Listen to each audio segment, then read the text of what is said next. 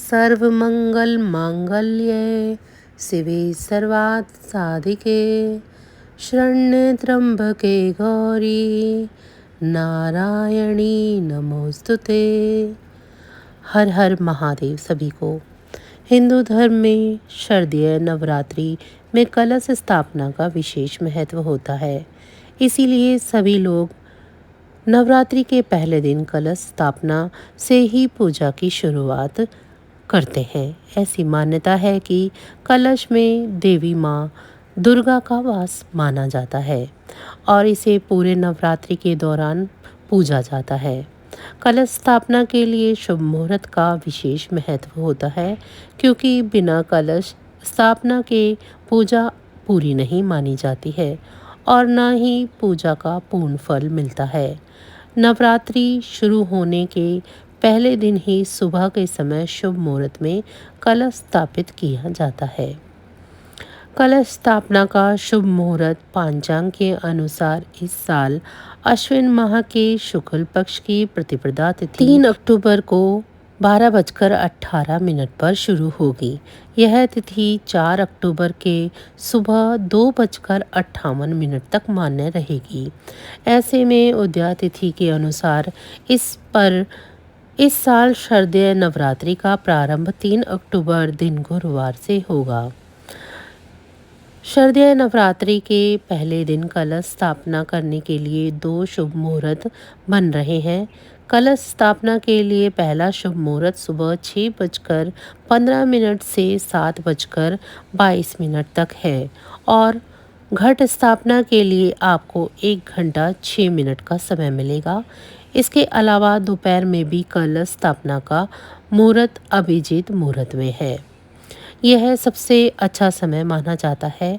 दिन में आप 11:46 से दोपहर 12:33 के बीच कभी भी कलश स्थापना कर सकते हैं। दोपहर में आपको 47 मिनट का शुभ समय मिलेगा।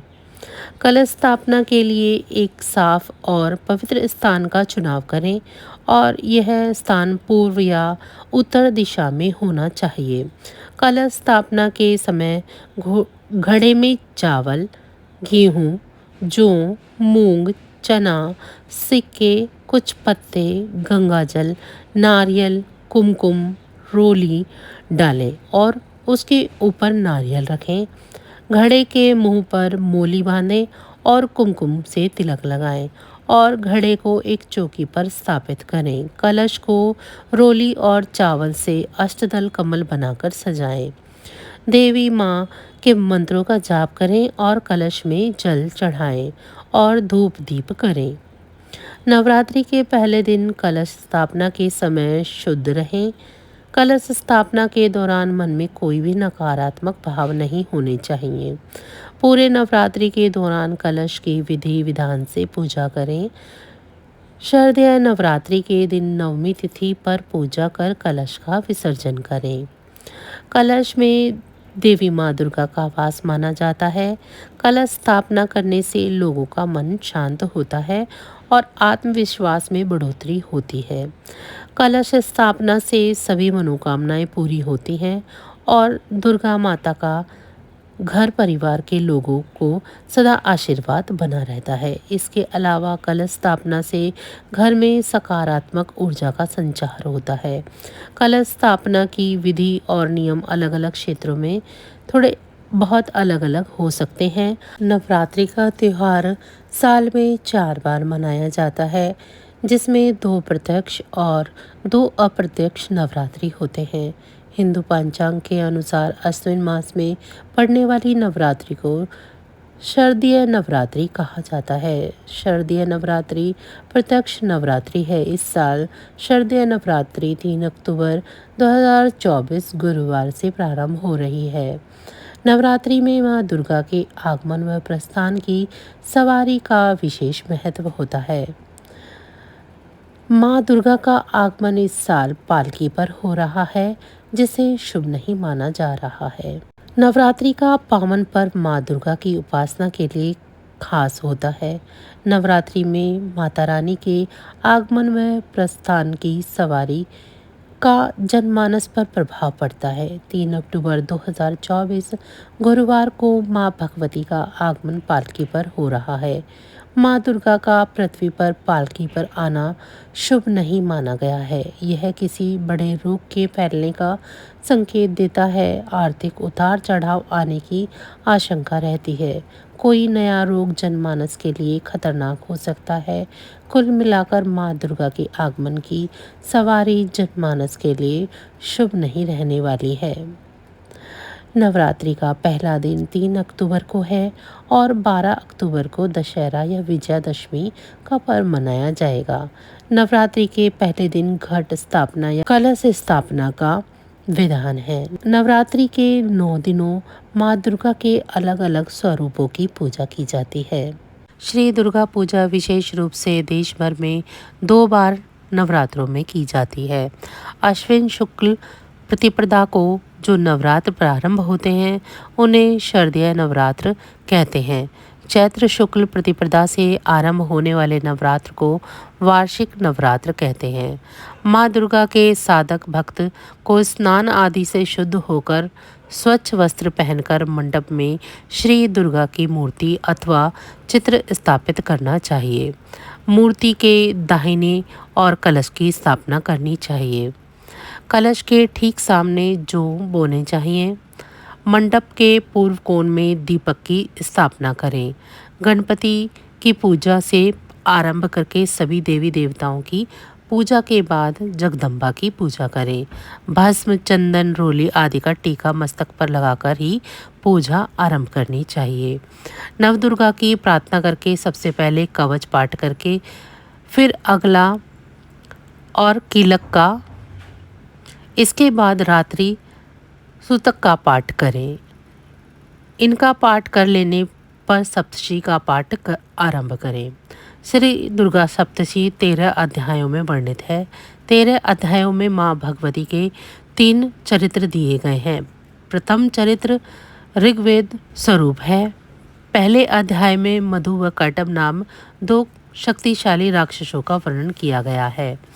मध्यम चरित्र में यजुर्वेद स्वरूप है, जिसमें दूसरे अध्याय से चौथे अध्याय तक महिषासुर राक्षस के संहार का वर्णन है। उत्तम चरित्र सामवेद स्वरूप है। 5वें अध्याय से 11वें अध्याय तक शुंभ निशुंभ आदि राक्षसों के वध का वर्णन किया गया है। 12वें अध्याय में माँ आद्यशक्ति के तीनों चरित्रों का पाठ करने का महत्व है। 13वें अध्याय में राजा सूरत एवं समाधि नामक वैश्य को देवी जी के द्वारा दिए गए वरदानों का वर्णन मिलता है। 9 दिनों में इन 13 अध्यायों का पाठ करके अंतिम दिन में माँ का भोग दुर्गा चालीसा, विंध्येश्वरी चालीसा, स्तोत्र एवं आरती करके समापन करना चाहिए। पूजा सामग्री जल, गंगा जल, पंचामृत, दूध, दही, घी, शहद, शक्कर, रेशमी वस्त्र, उपवस्त्र, नारियल, रोली, चंदन, अक्षत, पुष्प, पुष्पमाला, धूप, दीप, नैवेद्य, फल, सुपारी, पान, लौंग, इलायची, दक्षिणा। पहला दिन माँ दुर्गा अपने पहले स्वरूप में शैलपुत्री के नाम से जानी जाती है। पर्वतराज हिमालय के यहाँ पुत्री के रूप में उत्पन्न होने के कारण इनका नाम शैलपुत्री पड़ा था। वृषभ स्थिता इन माताजी के दाहिने हाथ में त्रिशूल और बाएं हाथ में कमल पुष्प सुशोभित है। यह नवदुर्गाओं में प्रथम दुर्गा है। नवदुर्गाओं में प्रथम शैलपुत्री दुर्गा का महत्व और शक्तियां अनंत है। नवरात्र पूजन में प्रथम दिवस इन्हीं की पूजा और उपासना की जाती है। इस प्रथम दिन की उपासना में योगी अपने मन को मूलाधार चक्र में स्थित करते हैं। यहीं से उनकी योग साधना का आरंभ होता है।